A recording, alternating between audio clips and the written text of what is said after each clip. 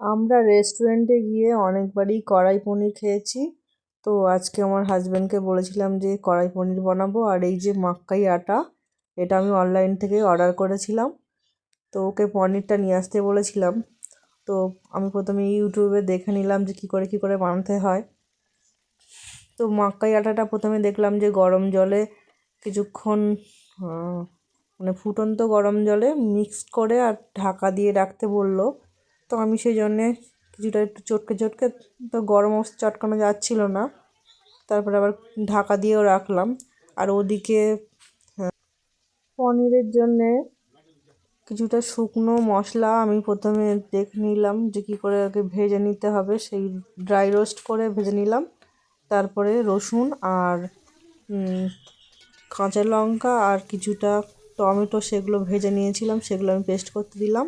আর এই যে পনিরটাও কেটে নিলাম আর ক্যাপসিকামটা কেটে নিচ্ছি। অবশ্য পেঁয়াজ আর যে ক্যাপসিকাম সেগুলো কিউব কিউব করে কাটতে হবে, সেইগুলো আমি কিউব কিউব করে কেটে নিচ্ছি। আর পেঁয়াজটা আমার হাজব্যান্ড ছাড়িয়ে দিয়েছিল। তো আমি কোনো দিন আগে বাড়িতে ট্রাই করিনি, কেমন হবে জানি না।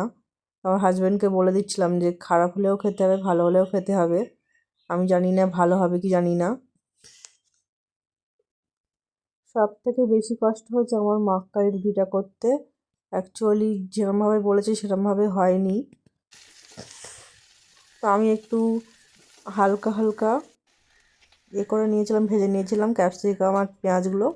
আর ওইগুলো পেস্ট করে তেলের মধ্যে 5 ফোড়ন আর শুকনো লঙ্কা দিয়ে এই যে এবার কষিয়ে নেব মশলাগুলো। আর যে মশলাগুলো আমি ভেজে রেখেছিলাম সেগুলোও পেস্ট করে নিলাম। এইদিকে পনিরটা আমার ভাজতে মনে ছিল না, সেই জন্য আবার ওদিকে আবার ভেজে নিলাম। এবারে ঝোল চাপিয়ে দিয়ে আর দিয়ে দিলাম এই মশলাগুলো। এদিকে মাকাই রুটিটা আমি কোনোদিন বানাইনি। তো এটা হচ্ছে মূলত ভুট্টার আটা।